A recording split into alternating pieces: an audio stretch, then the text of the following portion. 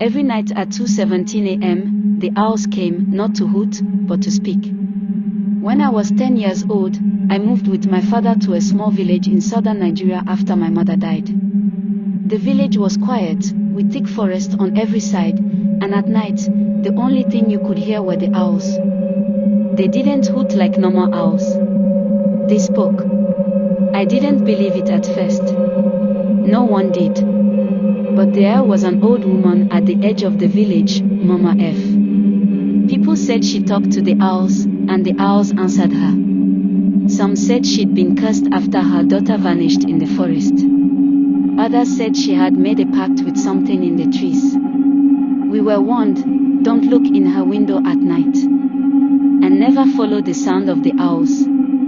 Of course, I was a curious child. And curiosity is dangerous in places where the forest watches. One night, I couldn't sleep.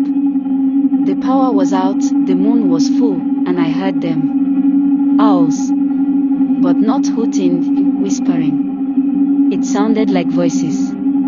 Strange, broken voices repeating something over and over again. I couldn't understand the words, but they chilled me to the bone. I crept to the window and looked out. And I saw them. Not perched in trees, but on the ground, around Mama F's hut.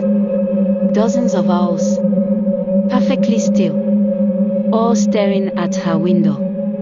And in that window, she stood, eyes wide, mouth moving like she was chanting. Her body swayed slowly, like she was dancing with the air.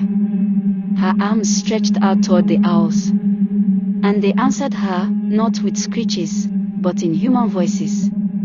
Echoing. Hollow. I ran back to bed and hid under the blanket, shaking. I told my father in the morning, but he just looked at me and said, she's harmless, as long as you don't call her name. I didn't understand what that meant until I did. A few days later, my friend Chinedu dared me to knock on her door after dark. I didn't do it, but Chinedu did. He knocked 3 times and whispered her name, Mama F. Nothing happened right away. But the next morning, he didn't come to school. We searched the village. His parents were crying, the hunters searched the forest. But there was no sign of him. That night, I heard the owls again. And one of them said his name. Chinedu. I never slept again in peace. 3 nights later, someone saw Chinedu's sandals on Mama F's doorstep. Just the sandals.